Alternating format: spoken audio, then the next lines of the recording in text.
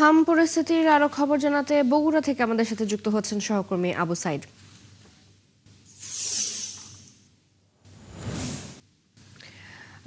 সাইদ, জানাবেন সেখানকার হামের পরিস্থিতি কেমন দেখছেন, হাসপাতালগুলোর আইসোলেশন ওয়ার্ড এবং শয্যার বিষয়ে জানাবেন।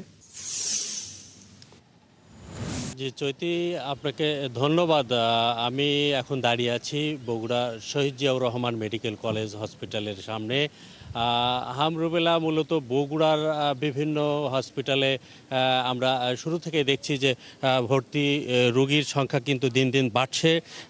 ইতোমধ্যে জেলা স্বাস্থ্য বিভাগের পক্ষ থেকে যেটি বলা হয়েছে যে তাদের যে টিকাদান কর্মসূচি, সেই টিকাদান কর্মসূচি শুরু হওয়ার পরে বেশ কিছু কর্মসূচি তারা হাতে নিয়েছে। এর ফলে আগের তুলনায় এই হাম রুবেলার প্রাদুর্ভাব কিন্তু অনেকটাই কমে আসছে বলে স্বাস্থ্য বিভাগ দাবি করেছেন। তারা আমাদেরকে জানিয়েছেন যে 3,80,000 শিশুকে টিকা দেওয়ার কথা ছিল। ইতোমধ্যে তারা 3,87,000 শিশুকে টিকা দিয়েছে, যার শতকরা 102 ভাগ। গত 1.5 মাসে জেলার বিভিন্ন হাসপাতালে এই ভর্তি রোগীর সংখ্যা ছিল 490 জন। এর মধ্যে 435 জন শিশু চিকিৎসা নিয়ে সুস্থ হয়ে বাড়ি ফিরেছে এবং হামের উপসর্গ নিয়ে এখানে 18 জন শিশু ভর্তি হয়েছিল। এর মধ্যে 7 জন শিশু মারা গেছে, এমনটি কিন্তু জেলার সিভিল সার্জন আমাদেরকে জানিয়েছেন।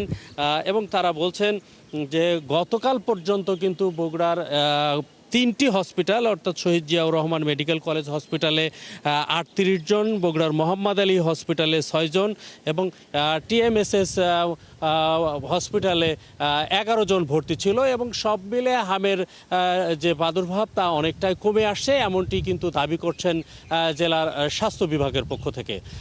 চৈতি, এই ছিল বগুড়ার হাম পরিস্থিতি নিয়ে জিয়াউর রহমান মেডিকেল কলেজ সর্বশেষ। আবু সাইদ, আপনাকে ধন্যবাদ। আমাদের সাথে বগুড়া থেকে যুক্ত হয়ে হামের পরিস্থিতি জানাচ্ছিলেন সহকর্মী আবু সাইদ।